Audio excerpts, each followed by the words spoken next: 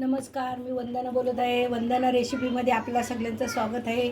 मी आज कर्ली मच्छीचा रस्सा बनवून दाखवणार आहे तुम्हाला. हे त्यासाठी हे बघा, एक वाटी ओलं खोबरं घेतलेलं आहे, एक कांदा घेतलेला आहे, 10-12 लसणीच्या पकड्या घेतलेल्या आहेत आणि छोटासा अद्रकचा तुकडा घेतलेला आहे आणि थोडी कोथिंबीर घालणार आहे. आता आपल्याला हा वाटण करून घ्यायचा आहे. आणि हे बघा, कर्लीमध्ये मी 4-5 आंब्याच्या पकट्या टाकलेल्या आहेत रश्यामध्ये घालण्यासाठी आणि 2 कोकमच्या साली घातलेल्या आहेत. बघा, ह्याच्यात मी 2 पळी तेल घातलेलं आहे. आता आपल्याला हा मसाला तयार करून घ्यायचा आहे. बघा, 2 पकट्या लसणीच्या टाकत आहे मी ह्याच्यामध्ये तेलामध्ये आणि लाल चटणी घालणार आहे, थोडीशी हळद घालणार आहे. हे बघा, मी ह्याच्यामध्ये लाल चटणी घालत आहे.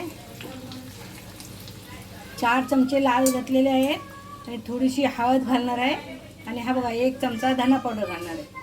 बाकी हा आपला वाटण केलेला आहे तो मी घालत आहे. मसाला चांगला छानपैकी भाजून घ्यायचा, नंतरच आपल्याला मच्छी घालायची आहे त्याच्यात. बघा, मी 1 चमचा मीठ घालत आहे. आणि आता आपल्याला मच्छी घालायची आहे आणि त्याच्यात पाणी घालायचं आहे. आपल्याला जसा पाहिजे तेवढा करायचा, तितकं पाहिजे तितकं. मी थोडंसंच घालणार आहे. हे बघा, कच्च्या कैरीच्या पकट्या 4-5 कच्च्या कैरीच्या पकट्या घेतल्या आहे आणि ही कर्ली मच्छी घेतलेली आहे. आपण कर्लीचा रस्सा बनवत आहे. हा बघा, आता मी पाणी घालत आहे.